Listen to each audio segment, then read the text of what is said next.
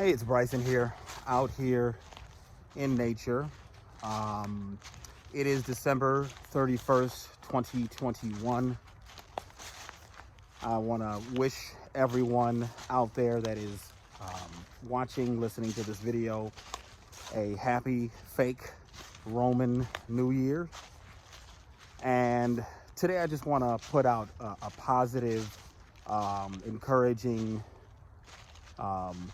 New Year's Eve, / New Year's Day, fake Roman New Year's Eve message.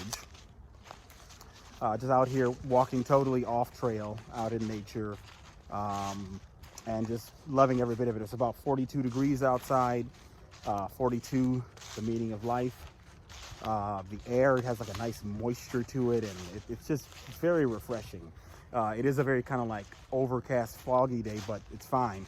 We have, a little bit of snow still on the ground. But I just wanted to take a moment here to, like I said, to put out a positive message and talk about my work that I have been doing on myself on my journey to what people call like Christ consciousness, Buddha consciousness, or any other ascended master you want to, call on. First off, let me describe what the hell I'm even talking about when I talk about this, when I talk about, attaining, Christ consciousness, Buddha consciousness, or whatever. So first off, for Christ consciousness, you don't, or Buddha consciousness, you don't have to identify as either of those religions. Understand that I'm using these because these are good allegories that are culturally familiar for a lot of people. So that's why I'm using them. So you don't have to identify with any specific religion. I don't like the idea of identifying because once again, that puts you in a box. That puts you where people can add their presuppositions, their biases to whatever or whoever you are. So Christ consciousness. Christ consciousness to me and to a lot of people it's when you can begin to realize the absolute shenanigans that are going on in the world and not be afraid to call them out, but also learn to be a loving, understanding, humble person. So one of the things that I have had issues with is that have made me, less what people would call Christ-like, is I have allowed my obsession with my concerns and fears about the increasing, authoritarianism, overreachingness. I don't even know if that's, overreachingness is a real word. Maybe I just invented it. But this overreaching nature of government, especially Australia, and as we're seeing, and you're seeing like China-like things happening in the United States, and I've allowed my obsession with my concern over that to make me invalidate and be less empathetic to other people and in their opinions, not recognizing that their opinion is not wrong, but I am, because of my fears and insecurities, I am allowing things they say to trigger me because of the fact that, basically any word that or statement that I felt could be used to justify more authoritarianism, I immediately went into a fight mode. And unfortunately, I have to admit, there are times where I really have just totally gone crazy on friends and family members, and I truly do apologize to people that I've hurt, and I've been unempathetic, and I've not been thinking about the fact that other people have valid concerns as well, and just because their concerns seem to support things that threaten me, it doesn't give me any right to invalidate them as a person. And so understand that they are different than I am. They have I'm a very healthy, fit person, and then a lot of times people have concerns about loved ones and different things. So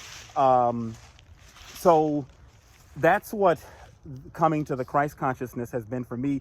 And then as far as the Buddha consciousness, it's just the understanding that the world is, as I like to call it, a tacky carnival funhouse. Like it's just like it. Some people call it the circus, the pantomime. I mean, I would encourage people looking up the philosophy of absurdism, and it just talks about just the fact that like reality is absurd, and we constantly try to define it, give things meaning, but at the end of the day, nothing ever fits into any neat box that we want it to. And the Buddha consciousness is where I am able to understand and connect with that Christ consciousness of the understanding of the validity of other opinions, and allow those opinions to be and not be threatened, and just recognize that the whole world is, like I said, a tacky carnival funhouse.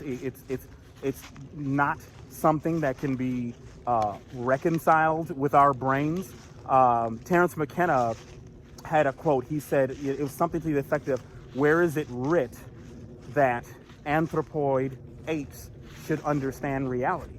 So understanding that everybody has a valid perspective, and that I don't have the right to invalidate their perspective. I mean, I've heard some totally crazy stories from some people of just families just like having blow-ups and stuff over this, and just ruining relationships and stuff over this, and we just can't keep doing that. And I mean, absolute just shame on mass media and politicians that are just fueling the flames of division. I mean, if it hasn't become obvious to you that it's intentionally being done by now, I don't know what I can say. And I respect your belief that it's not being fanned. I mean, it's crazy at this point. It's absolutely crazy.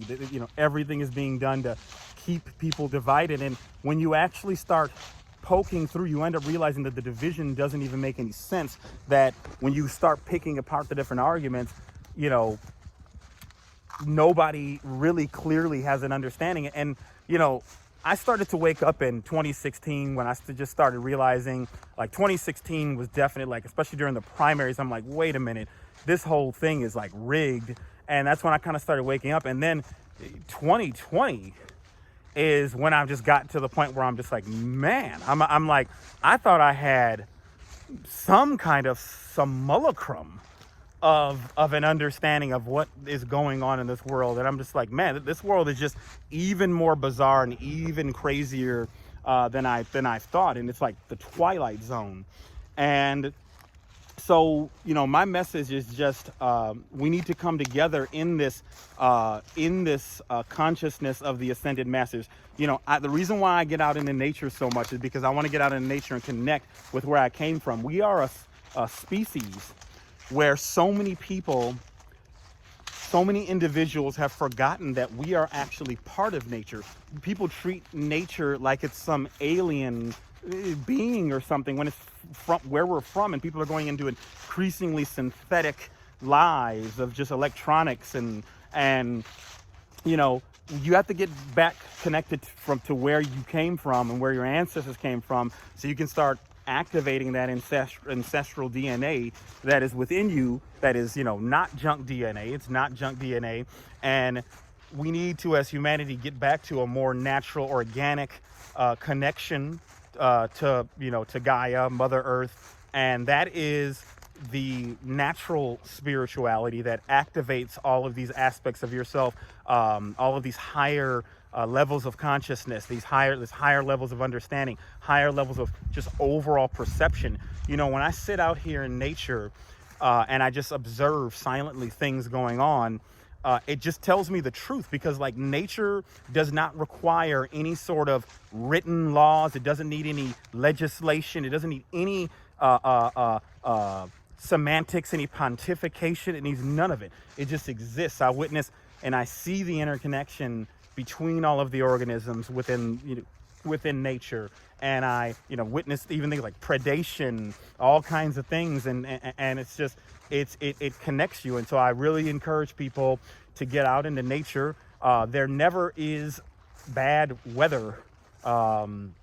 There's bad gear. You get the right gear. Like I said, it's 42 degrees Fahrenheit out here, and it's lovely. So anyway, happy New Year, fake Roman New Year, made up by Julius Caesar, also known as Julius Caesar, and then later by Pope Gregory the 13th.